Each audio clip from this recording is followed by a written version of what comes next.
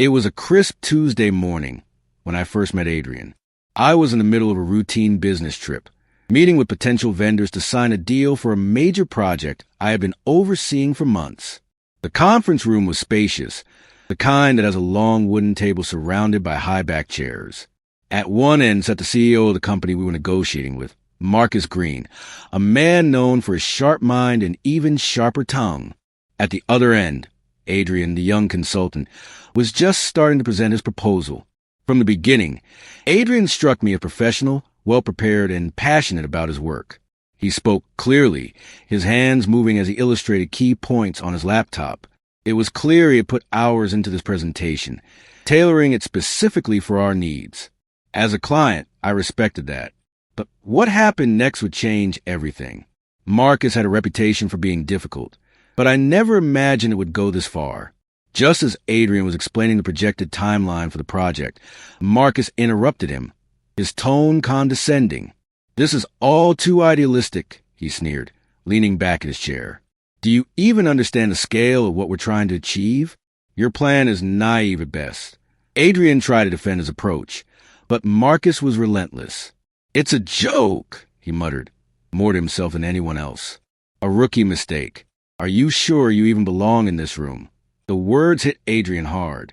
His face flushed, and he visibly struggled to regain his composure. For a moment, I thought he might collapse under the pressure, but he didn't. He straightened up, adjusted his tie, and continued his presentation. But the damage had already been done. I watched in silence, feeling a rising sense of discomfort. As a client, I was supposed to be neutral, to simply observe and make my decision based on the merits of the proposal. But what I was witnessing went beyond the realm of professionalism. This was personal, and I knew immediately that Marcus had crossed a line. The meeting dragged on, but my mind was made up. I couldn't continue this negotiation, not after seeing what had just happened. As the session ended, I made my decision. I stood up, gave a polite nod to the team, and walked straight out of the room. I left the meeting with a sense of urgency. I couldn't allow Adrian's hard work and dignity to be dismissed like that, not on my watch. As I walked down the hallway, I immediately picked up my phone and dialed my assistant.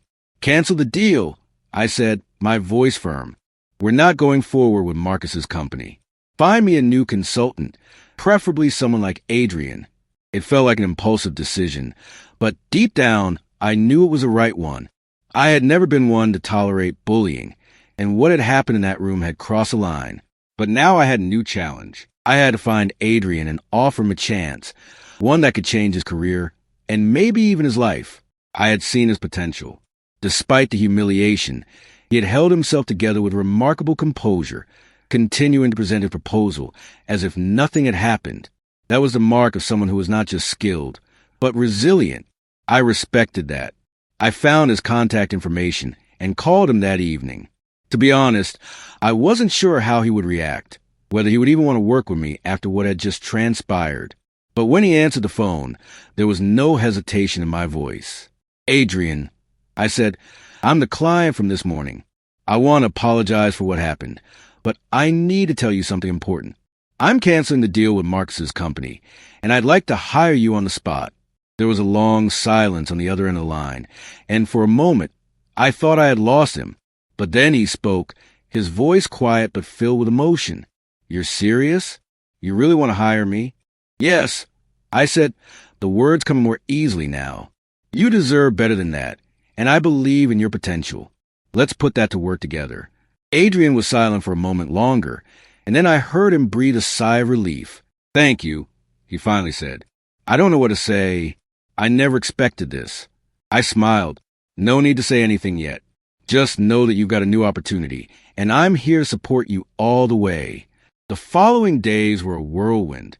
I put Adrian to work immediately, having him review the original project details and begin crafting a new strategy. He was cautious at first, perhaps still reeling from the events of the previous week. But as we sat down and worked through the project together, I could see his confidence slowly returning. Adrian had a sharp mind, and more importantly, he had the humility to listen and learn, something that I found rare in such a competitive industry. Our new partnership was nothing like the one I had initially envisioned with Marcus's company. There was a level of respect and collaboration that felt genuine from the start.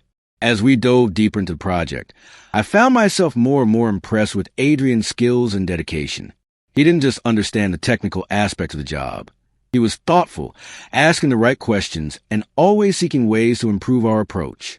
But it wasn't just his work ethic that stood out, it was his character. Adrian had no chip on his shoulder after being humiliated by Marcus. Instead, he used it as fuel to push harder and prove himself. Every time he hit a setback, whether it was a minor issue or a major obstacle, he handled it with grace and determination. It reminded me of why I'd made the decision to hire him. He wasn't just talented, he was resilient, and in this business, that was everything. As the weeks passed, the project began to take shape. Adrian's input brought fresh ideas that I hadn't even considered, and soon, the results were undeniable. The work we were doing was no longer just about completing a task. It had become something meaningful. We weren't just meeting expectations. We were exceeding them, and I felt an excitement I hadn't experienced in years. But despite the progress we were making, there was still one looming question. How would Marcus respond when he found out about the deal cancellation? I had no doubt he would be furious, but I wasn't concerned about that. What mattered now was that Adrian had a real shot at success, something that had been robbed from him the moment Marcus decided to belittle him in that meeting. It didn't take long for Marcus to find out. A few weeks after Adrian and I had begun working together, I received a call from him. His voice was unmistakable, sharp, tinged with frustration and a hint of disbelief. "I just heard the news," he began, his tone dripping with sarcasm. "You canceled the deal? And you hired him? I thought you were smarter than this." I leaned back in my chair, taking a deep breath before responding. "Marcus, this isn't about you. It's about what happened in that meeting. What you did to Adrian was unprofessional, and frankly, it was wrong." There was a pause on the other end of the line, followed by a scoff. "Unprofessional?" he repeated, as if the word itself was foreign to him. That kid needed to be put in his place. I don't have time for amateurs who can't handle the pressure. I felt a flicker of anger rising within me, but I kept my voice steady. He handled it far better than I would have expected, and he's proven that he has the skills, the drive, and the integrity that you clearly lack. You pushed him down, Marcus, and now he's rising above it. And that's why I made the decision I did. For a moment, there was silence. I could almost picture Marcus sitting there, processing what I had just said. He wasn't used to being challenged, especially not by someone like me, someone who had always been his client, his ally. But this time, the roles had shifted. "Well," Marcus finally said, his voice cold, "good luck with your little project. But don't come crawling back when you realize you've made a mistake." I didn't respond. The conversation had ended, and I knew there was nothing more to say. As the call ended, I realized something profound. I wasn't just helping Adrian succeed. I was showing myself that integrity mattered more than any business deal or corporate relationship. The decision to hire him wasn't just about a project. It was about standing up for what was right. Adrian and I had come a long way since that fateful meeting, and I could see that he was thriving. The project was on track. The client responses were overwhelmingly positive, and more importantly, Adrian was beginning to believe in himself again. He wasn't the same person he'd been when I first saw him. He was stronger, more confident, and eager to prove himself. Months had passed since I made that bold decision to hire Adrian, and the project had not only been completed on time, but exceeded all expectations. The results were undeniable, and our partnership had proven to be a resounding success. It was incredible to see how much Adrian had grown, both professionally and personally. He had gone from a nervous young consultant who had been humiliated by a CEO to someone who now commanded respect in every room he entered. It wasn't just about the success of the project. It was about Adrian's transformation. I watched as his confidence flourished with every challenge he overcame, as he stepped into leadership roles within our team, and as he navigated the complexities of business relationships with ease. He was no longer the quiet, unsure consultant I had met that day. He had become a leader in his own right, someone who had learned to turn adversity into fuel for growth. One evening, after a particularly successful presentation to a new client, Adrian turned to me and said, "I don't think I ever properly thanked you. If you hadn't stepped in when you did, I don't know where I'd be. I was ready to give up after that meeting. But you gave me a chance when no one else would." I smiled. feeling a sense of pride that I hadn't realized I'd been carrying. "You earned it, Adrian. You did the hard work, and you didn't let anyone crush your spirit. That's what made the difference." But it wasn't just Adrian who had benefited from this decision. As a client, I had also learned something invaluable. Sometimes the right choices aren't the easiest ones. It would have been easy to simply go along with the deal and ignore what had happened in that meeting. But standing up for Adrian had not only changed his career, it had shifted something in me as well. A few weeks later, we wrapped up the project, and as we stood together at the closing meeting with the client, I couldn't help but reflect on everything that had led us here. The humiliation, the cancellation, the decision to hire him. It all felt like a series of small risks at the time, but in hindsight, they had been the right ones. Marcus, of course, never came back around. His company struggled without the drive and dedication that Adrian brought to the table. And in the end, that's what really mattered. The people who showed resilience, the people who never gave up, and the people who had the courage to stand up when it counted. Adrian had taught me that sometimes the best decisions aren't just the ones that make the most business sense. They're the ones that make you a better person. And I realized that in that moment, I wasn't just a client anymore. I had become a mentor, a supporter, and a believer in what truly mattered. It was a busy Thursday afternoon when I first met Simon. I had been in the corporate world for years, always maintaining a professional, somewhat detached demeanor. My job was to make deals, sign contracts, and keep things running smoothly, all while keeping emotions out of the equation. But that day was different. I had no idea that the meeting I was about to attend would change everything for me. The company I was working with had set up a pitch with a small consulting firm, and Simon was the lead consultant for the team. I was expecting another dry, formulaic presentation, where the consultants would spout buzzwords and try to sell me a cookie-cutter solution. What I wasn't expecting was Simon's authenticity and passion for his work. From the moment he started speaking, I could see that he wasn't just reading off a script. He was genuinely invested in the success of our company. His presentation was clear, focused, and full of innovative ideas that felt tailored to our needs. He spoke with an enthusiasm that made me sit up and take notice. But what really caught my attention was the way he treated everyone in the room. Unlike other consultants I had worked with, he didn't try to dominate the conversation or push his agenda. Instead, he listened. He took the time to ask questions, to understand our challenges, and to offer solutions that were thoughtful and considerate. As the meeting progressed, I could feel something stirring inside me. I had seen countless consultants, but none like Simon. His approach was refreshing, and it was clear that he truly cared about what we were trying to achieve. But then, just as I was starting to think that perhaps this could be the right partnership, something unexpected happened. One of the senior executives, David, who had been quiet up until that point, suddenly interrupted Simon. His tone was dismissive, almost mocking. "I think you're overestimating the scope of this project," David said, glancing at the others in the room. "Your proposal doesn't align with our current direction. Maybe you should reconsider your approach." I watched as Simon's face fell, but he didn't let the comment shake him. He smiled politely and adjusted his presentation, but there was a noticeable tension in the room. David's words had been unnecessarily harsh. It was clear that Simon had been thrown off balance. The rest of the room remained silent, but I could tell the dynamic had shifted. The silence in the room after David's comment was deafening. I could feel the weight of the moment, the uncomfortable tension that had suddenly taken over the meeting. Simon, to his credit, didn't flinch.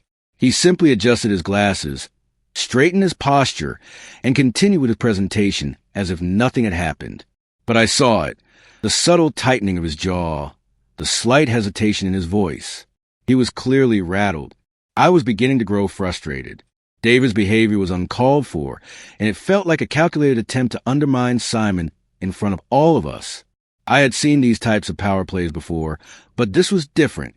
Simon hadn't deserved to be treated this way. And what bothered me more than anything was how everyone else in the room seemed to shrink back, unwilling to speak up or challenge David. It was as if they were all complicit in his attempt to belittle Simon.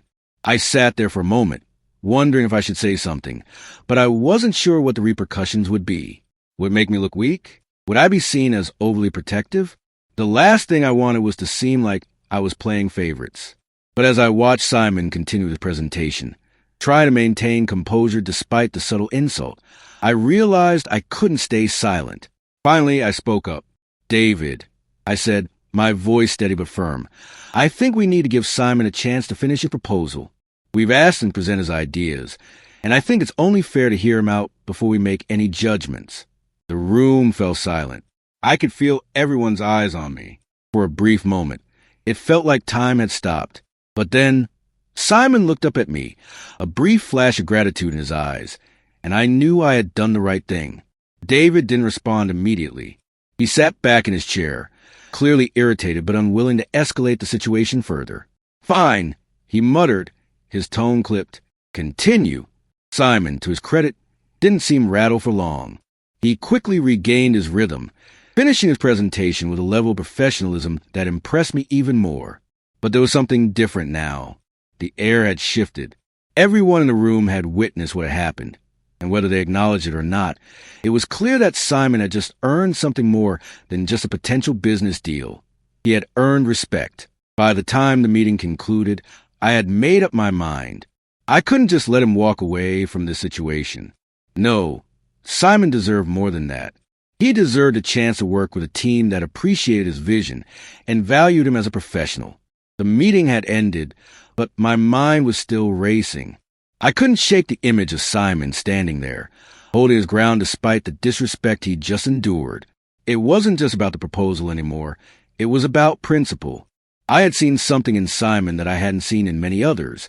Resilience, professionalism, and the quiet strength to stand tall even when others tried to knock him down.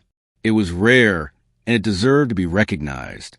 As the room cleared out, I walked up to Simon, who was packing up his things quietly, his expression still calm but with a hint of fatigue.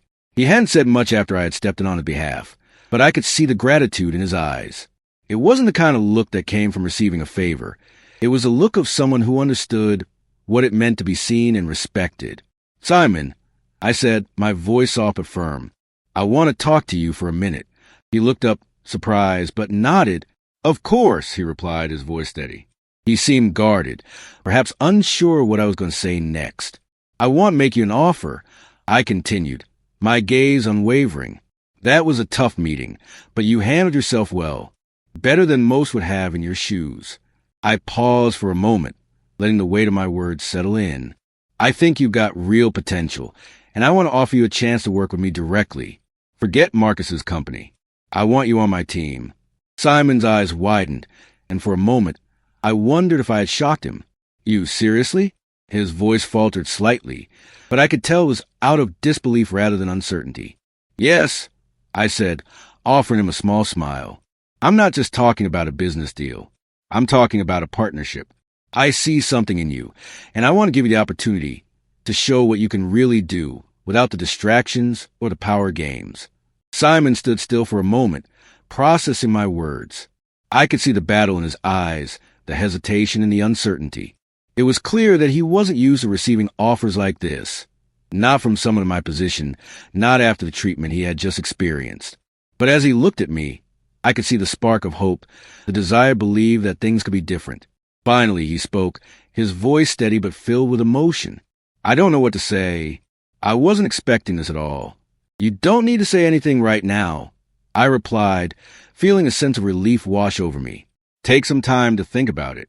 But know this, I believe in you, and I believe you'll do great things if you have the right environment to thrive in." Simon nodded slowly, still processing what had just happened. "Thank you," he said quietly. "I won't let you down." As I watched him leave the room, something shifted inside me. I had made a choice, not just for Simon, but for myself as well. I had made a decision to be part of something bigger than just signing deals or climbing corporate ladders. This was about creating an environment where people could be their best selves, where respect and hard work weren't just buzzwords, but a real foundation for success. And as I left the building that day, I couldn't help but feel that this was the beginning of something special.